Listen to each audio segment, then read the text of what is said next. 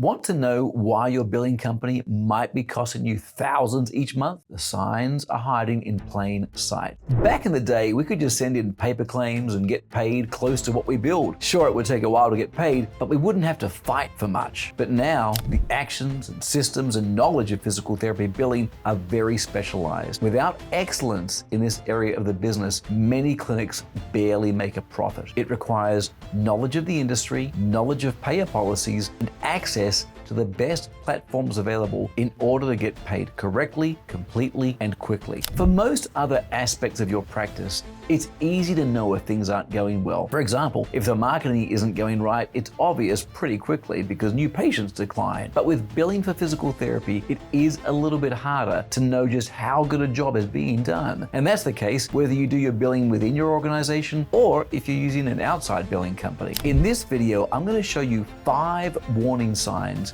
that your billing company is underperforming, plus a bonus sign that might surprise you. By the end, you'll know exactly how to spot these red flags and what to do about them. Sign number 1, lower income trends. Although it's true that reimbursement has declined, the reduction has really not been too significant. We're talking just a couple of percentage points with Medicare. Yes, that adds up over time. And yes, the PTA CQ differential has made a big difference. But other than that, if you're seeing significant declines in revenue when your visits are approximately the same, this may be a warning sign. There have been other changes, sure, that have led to lower income per visit. In some regions, insurance subscribers have moved to lower paying plans. Although these plans aren't paying less than they were necessarily, they may be making up a larger section of the market and therefore a larger section of your schedule. Yes, some payers have made significant adjustments to their policies, and that's paying less. And in addition, many insurance companies require so many hoops to be jumped through in order to be paid. And if we're not getting through all those hoops successfully, then denials will be increasing. So it's really important to track these denials and to make sure you know that they are being addressed successfully. But overall, if you're being paid less per visit this year, you may want to take a closer look at your billing company performance. Sign number 2, taking longer to get paid. With profit margins narrower than they used to be, you will notice it more these days if you're getting paid more slowly. Payroll may be harder to meet and you may be delaying paying other monthly expenses. If claims are taking longer to be paid, especially beyond 30 to 45 days, it could suggest inefficiencies in claim submission, follow-ups, or denial management. Many insurance companies make up whatever reason they can think of to not pay you or to pay you less. So your billing entity needs to be going into every unpaid account frequently to fight the insurance companies on their tactics.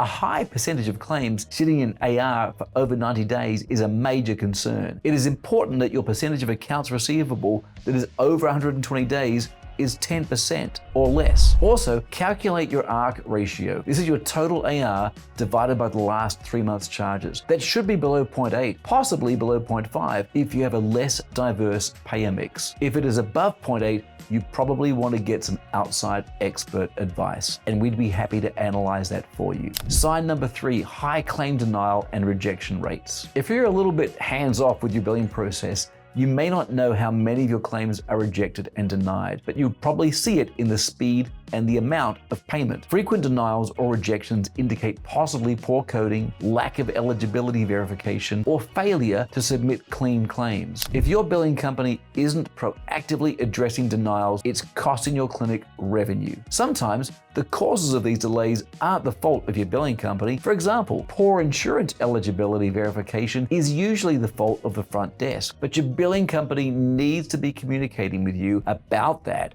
and providing strategies for decreasing those errors. Those errors are probably costing you money, and lots of it if you aren't measuring them. Sign number 4, lack of transparency and reporting. A good billing company should provide regular, detailed reports on collections, denials, and outstanding claims. You should probably be receiving guidance on what is happening with your accounts overall and any specific issues that the billing company is having getting you paid quickly. If you're not receiving clear insights, or if they avoid discussing performance metrics, they might be hiding inefficiencies. There are a few key performance indicators in the world of medical billing. Your billing company should be sharing how they're performing in these key performance indicators in your account and provide any explanations if they're falling short of what is expected. Sign 5.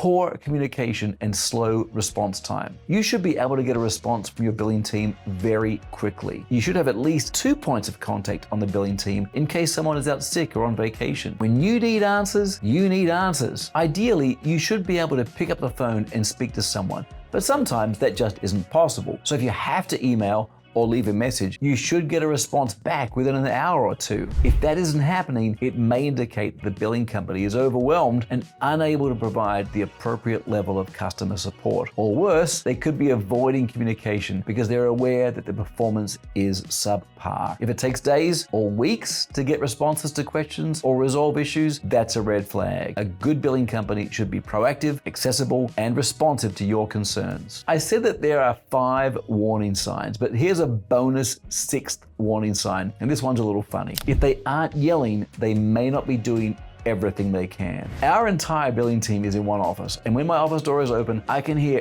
every single day our billers talking in raised and irritated voices. Usually they're talking to insurance staff in a different country. Often they say there are chickens in the background. The level of frustration that my team has to endure in order to get through to these unqualified and uncooperative reps is pretty amazing. So there is not often a day that goes by when someone isn't yelling at an insurance rep. I like to give an award every month to a different biller on the team. This month we gave the Mike Tyson Award to one of our account managers, Bailey. She has been particularly vocal on the phone this month and seems to enjoy the loud battles that she has to go through to get the clients paid. If your team is in your office and you're not hearing these stressful exchanges, then maybe they aren't giving it their all. Conclusion, if you're seeing any of these warning signs, it's time to take a serious look at your billing processes. Remember, every dollar not collected is a dollar taken out of your pocket, out of your ability to serve patients, and out of your ability to grow your practice, which would lead to more security. If you want to learn exactly how to audit your current billing company's performance,